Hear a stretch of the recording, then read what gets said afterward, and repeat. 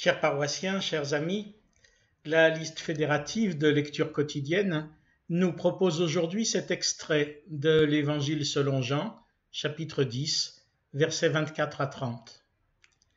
Les Juifs l'entourèrent et lui dirent : « Jusque à quand tiendras-tu notre âme en suspens ? Si toi tu es le Christ, dis-le-nous ouvertement. » Jésus leur répondit : « Je vous l'ai dit, et vous ne croyez pas. Les œuvres que je fais au nom de mon Père rendent témoignage de moi, mais vous ne croyez pas, parce que vous n'êtes pas mes brebis. Mes brebis entendent ma voix, moi je les connais, et elles me suivent. Je leur donne la vie éternelle, elles ne périront jamais, et personne ne les arrachera de ma main. Mon Père me les a donnés, il est plus grand que tous, et personne ne peut les arracher de la main du Père. Moi et le Père, nous sommes un. »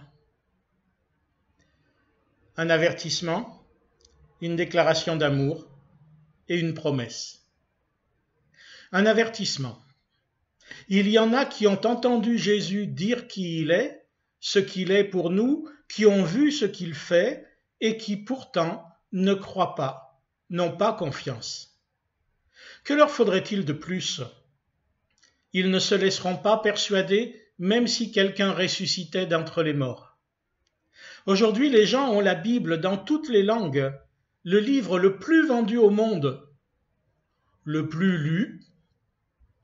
Ils ont la prédication chrétienne sous toutes les formes possibles et imaginables, et les églises sont ouvertes, le culte est public.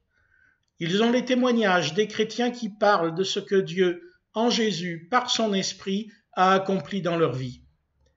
Mais les gens, comme on écrivait les Juifs, ne font pas confiance. Ils préfèrent faire confiance à des choses vaines et vides. Ils préfèrent se confier aux menteurs qui les flattent et les maltraitent, et dont je ne ferai pas la liste ici. Une déclaration d'amour ensuite de Jésus à ses brebis. La constatation de la confiance réciproque, cette fois, la confiance dans laquelle la vie se fait éternelle. Très concrètement, c'est un cheminement ensemble. C'est comme un couple ou une forte amitié. S'aimer, ce n'est pas seulement un sentiment qui peut connaître des hauts et des bas. Ce n'est pas seulement un engagement légal qui n'est qu'une protection sociale. C'est marcher ensemble, de concert. Enfin, une promesse qui scelle cette déclaration : rien ne pourra mettre fin à cet amour. Ni Dieu, ni le diable, ni les autres, ni moi. Ni l'échec, ni la pauvreté, ni la maladie, ni la mort. Je suis dans la main de Jésus, je suis porté dans l'amour de Jésus. J'ai reçu dès ici-bas la vie éternelle en Jésus. Eh bien, j'y reste. Cette certitude vitale, viscérale, résiste même au doute intellectuel.